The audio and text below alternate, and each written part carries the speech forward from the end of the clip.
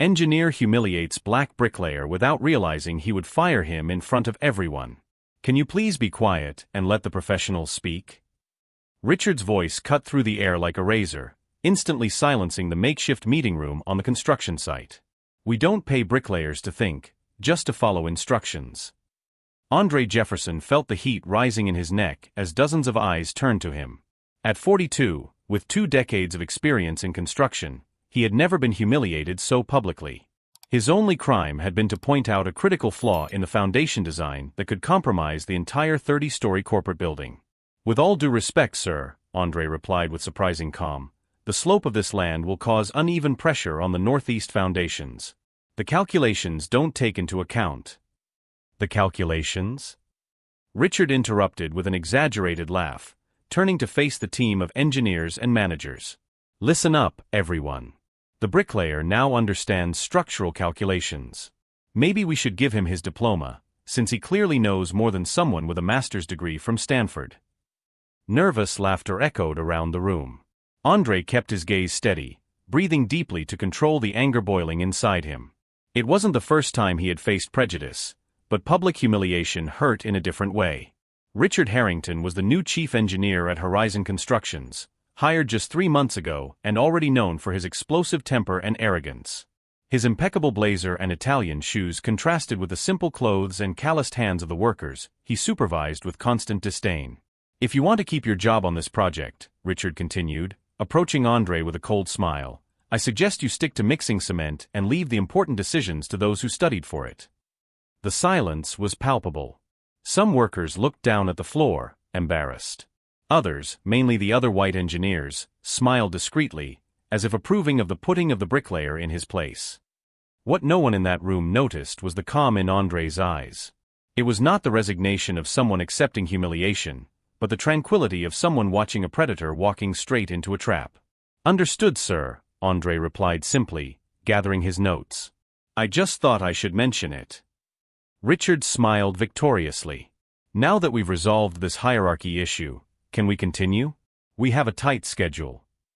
The meeting proceeded, with Richard dominating the conversation, pointing to charts and schedules on his tablet as he explained changes to the project that would save time and money. No one noticed Andre discreetly typing a message on his old cell phone. At the end of the meeting, the workers began to disperse when a notification sounded on Richard's cell phone. The engineer frowned as he read the message, his face visibly palming. Emergency meeting with the owner in 15 minutes, he announced in a tense voice. It looks like Thomas Jefferson is coming to personally assess the progress of the work. A murmur ran through the group. Thomas Jefferson was the reclusive owner of Horizon Constructions, rarely seen on construction sites. His presence meant something extremely important, or extremely problematic. Richard nervously adjusted his tie as he tried to project confidence. Get everything ready, I want this place spotless. As everyone rushed about, no one noticed the discreet smile on Andre's face. No one noticed when he left the room and walked calmly to the administrative trailer. No one imagined that behind that simple construction worker's uniform lay a story that was about to turn that construction site, and Richard Harrington's life, upside down. If this story of prejudice disguised as professionalism has touched your indignation, subscribe to the channel to find out how Andre would turn public humiliation into a powerful lesson about never judging a book by its cover, especially when the book you judge may be your boss. 15 minutes turned into an hour of tense waiting in the administrative trailer. Richard paced back and forth, nervously checking his watch while the other engineers tried to look busy reviewing blueprints and checking schedules they already knew by heart. No one mentioned the elephant in the room. Thomas Jefferson, the mysterious owner of Horizon Constructions, never made unscheduled visits. And when he did visit, he rarely brought good news. Is he coming because of the budget cuts I approved? Richard whispered to his assistant. Explain that we saved almost $1 million on foundation materials. I don't know, sir. The message just said he needed to evaluate the project personally, replied the assistant, equally nervous. Outside, Andre Jefferson slipped out to his car, a modest sedan parked far from the executive area. He opened the trunk and changed his work shirt for a clean, well-ironed dress shirt. Then he took out an elegant leather briefcase and a pair of thin-rimmed glasses. He's here! Someone shouted, and everyone rushed to the entrance of the construction site when a shiny black Mercedes pulled up. Richard straightened his tie and was the first to approach, a rehearsed smile on his face, his hand outstretched. "Mr. Jefferson, what an honor.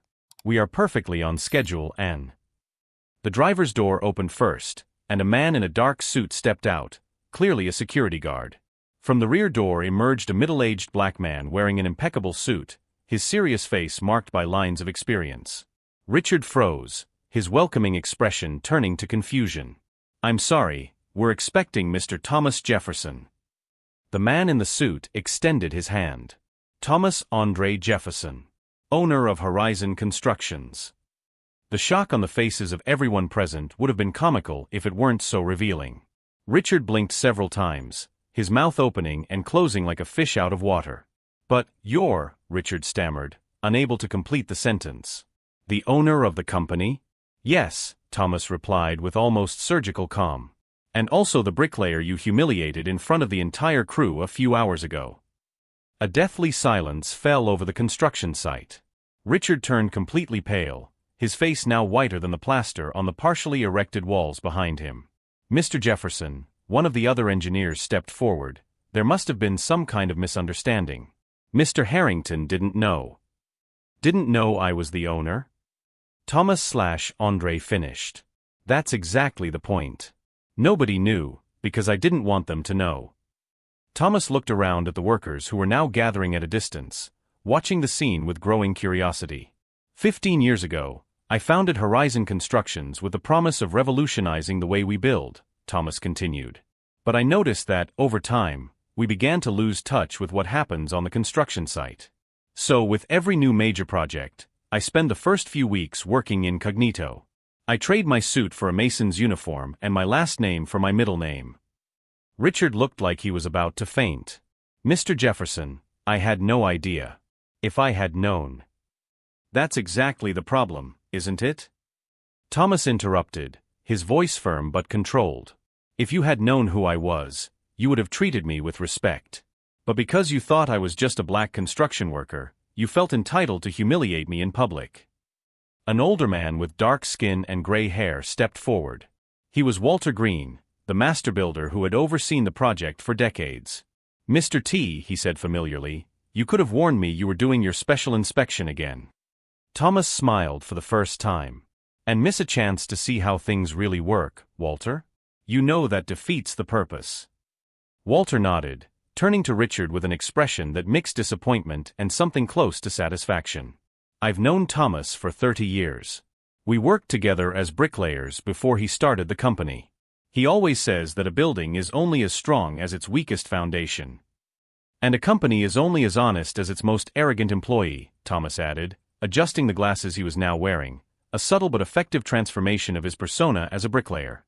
Meanwhile, several workers who had witnessed Andre/Thomas's humiliation earlier couldn't hide their smiles. Some whispered among themselves, others just watched with an expression that clearly said, "Now things are going to get interesting." Richard attempted a desperate recovery. "Mr. Jefferson, if you'll give me the opportunity to explain my vision for this project." "Her vision?" Thomas raised an eyebrow. "The same vision that completely ignored a warning about structural flaws in the Northeast foundations? The same vision that prioritized cost-cutting over safety." He motioned to Walter, who stepped forward with a folder. "I've already asked Walter to review in detail the concerns I raised this morning. We've discovered that the foundations are already showing microcracks exactly where I indicated." Thomas turned to the group of engineers.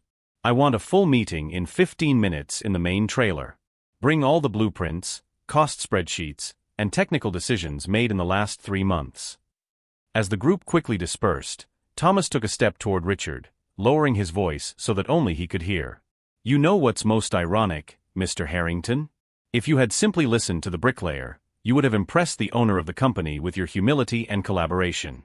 Instead," Thomas left the sentence hanging, adjusting the wristwatch that had been hidden under the sleeves of his work shirt. Richard stood motionless, like a plaster statue, as Thomas walked away toward the administrative trailer, several company executives now rushing to follow him. In the eyes of the arrogant engineer, there was no longer disdain or superiority, only the pure terror of someone who realizes he has built his own downfall on foundations of prejudice and arrogance.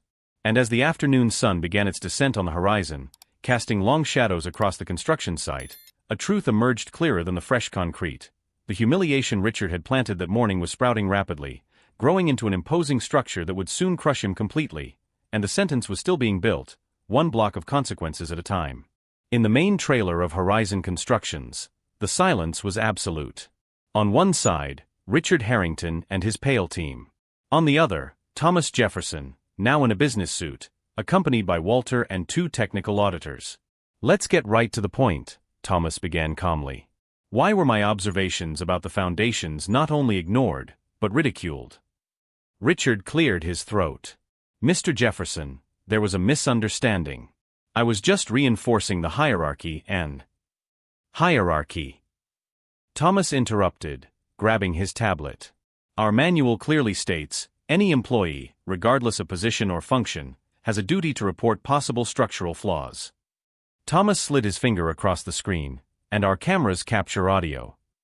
With a tap, Richard's arrogant voice filled the trailer. "Here we work with calculations, not with the eye of a bricklayer who doesn't even know how to hold a tape measure properly." Richard loosened his tie, suffocated by his own recorded arrogance. "In the last 2 hours," Thomas continued, projecting documents onto the wall, "we've reviewed all of his engineering decisions." An auditor stood up. "We found 17 safety violations. The most serious one is about the northeast foundations. We also identified unauthorized material substitutions and falsification of test reports." Richard turned pale.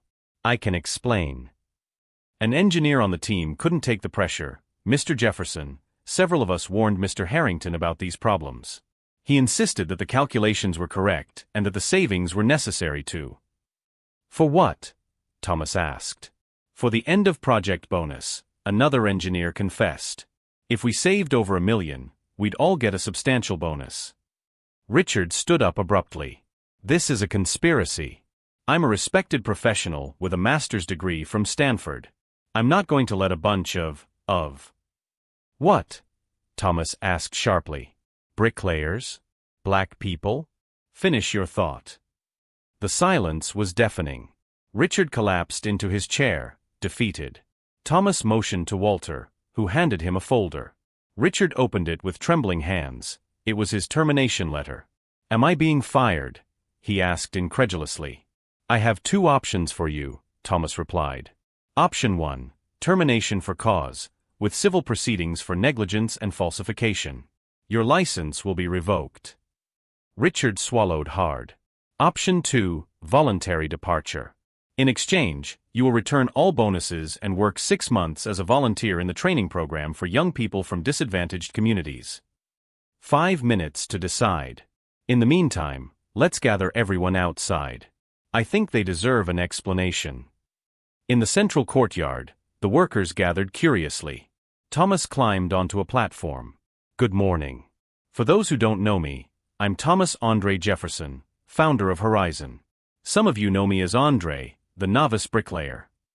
Surprised looks and smiles of understanding appeared among the workers. "I'm here for 2 reasons. First, to announce that Richard Harrington is no longer part of Horizon." A stunned silence followed by spontaneous applause, which Thomas silenced with a gesture. "The second reason is more important. At Horizon, we don't just build buildings. We build mutual respect. It doesn't matter if you have a PhD or learned on the streets, your knowledge is valuable, your voice deserves to be heard." The trailer door opened and Richard came out carrying his belongings. His gait was defeated, his shoulders slumped. As he passed through the crowd, he faced a corridor of stairs, not mocking, but something perhaps more painful, pure pity. Thomas watched as Richard reached his car. Before getting in, his eyes met Thomas's, a brief nod of recognition, not of true regret, but of someone who finally understood the gulf between authority and respect. Walter approached him. Which option did he choose? Thomas smiled slightly. Surprisingly, voluntary training. There's hope even for the most difficult cases. Walter shook his head. You've always seen beyond appearances. That's why you built this company from the ground up. Thomas gazed at the construction site, where workers were returning to their posts with renewed energy. True architecture isn't just about putting up walls, Walter. It's about tearing down the invisible barriers that prevent talented people from being heard. On the horizon, the building structures rose against the sky, not just concrete and steel, but a monument to the idea that respect is not imposed by title, but earned through the humility of recognizing that wisdom can come from the calloused hands of those who know every grain of sand that supports the foundations not only of buildings, but of human dignity. 6 months had passed since the day Richard Harrington was fired in front of the entire construction site. The Horizon Constructions Tower now stood imposingly against the city skyline, its foundations reinforced exactly where Thomas had warned of problems. On the 30th floor, in a conference room with a panoramic view, Thomas Jefferson chaired the quarterly meeting with his executive team. Walter, now promoted to Director of Operations, presented the impressive results of the Talent Integration Program, an initiative that identified promising workers at all levels of the hierarchy and offered mentoring and training. Our safety ratings have improved 78% since implementing the new Open Communication Protocol, Walter explained, projecting graphs onto the screen. When any employee, regardless of position, can report concerns without fear of retaliation, we identify problems before they become crises. Thomas nodded, satisfied. The public humiliation he had suffered as Andrew the bricklayer had turned into the biggest revolution in Horizon's corporate culture. The model was being studied and replicated by construction companies across the country. What about our volunteer program? Thomas asked, already knowing the answer. Walter smiled, moving on to the next slide. In the photo, a group of young people from disadvantaged communities were receiving professional training in construction. Among the instructors, surprisingly, was Richard Harrington, thinner, unshaven, but with a different look in his eyes. The program has already trained 52 young people, with an employability rate of 94%, Walter replied. And as for our most unusual instructor, I must admit that he exceeded my expectations. After the meeting, Thomas went down to the training center located on the ground floor of the building. There he found Richard, now without his expensive suit, teaching structural calculations to a diverse group of students. The former chief engineer looked up when Thomas entered, and something indecipherable passed between them, not friendship, but a reluctant respect. Later, in the parking lot, Thomas found Richard packing materials into his car, no longer the luxurious convertible, but a compact, practical model. "Mr. Jefferson," Richard greeted him formally. "How are you adjusting?" Thomas asked. Richard hesitated. "I thought it would be punishment. 6 months teaching calculus to people who barely finished high school." He glanced at the building. "But I've discovered something unexpected. They learn fast. They ask questions you'd never consider. They see solutions that aren't in the books. It's amazing what we discover when we stop judging by appearances, isn't it?" Thomas observed gently. Richard studied the floor. "I learned that lesson on my first day." I could have ended my sentence right there. "It wasn't about punishment," Thomas clarified. "It was about transformation. For you and for them." "In 2 weeks, my term of service ends," Richard said. "I already have a few job offers." Thomas nodded. "And which one will you take?" Richard looked at the training center. "Actually, I've asked permission to continue as a volunteer instructor for another semester. I have some promising students I don't want to abandon in the middle of the process." A discreet smile appeared on Thomas's face. "Approved." As Thomas returned to his office, he reflected on the unlikely journey that had brought him there. From humiliated bricklayer to respected property owner, he had built more than buildings. He had built a legacy of dignity and respect that transcended titles and prejudices. On the wall of Horizon's main lobby, a golden plaque displayed the company's new motto, inspired by that fateful confrontation: "We build structures with materials, but we build respect with humility." Engineering had taught Richard that every structure, no matter how imposing, begins with a solid foundation. Life had taught him that the same principle applies to human character. The humiliation he had inflicted on a mere bricklayer had destroyed his career, but from the ruin something more valuable was born: the understanding that true knowledge does not come from diplomas hanging on the wall, but from the ability to recognize value where others see only difference. As for Thomas, his revenge was not to destroy the man who had humiliated him, but to transform him into someone better, proving that true leadership is not imposed by authority, but earned by example. If this story touched your heart and made you reflect on how we judge others by appearances, subscribe to the channel for more powerful narratives that reveal uncomfortable truths about our society and show that true victory is not in defeating our enemies, but in turning antagonists into allies and building a world where respect is the most solid foundation there is.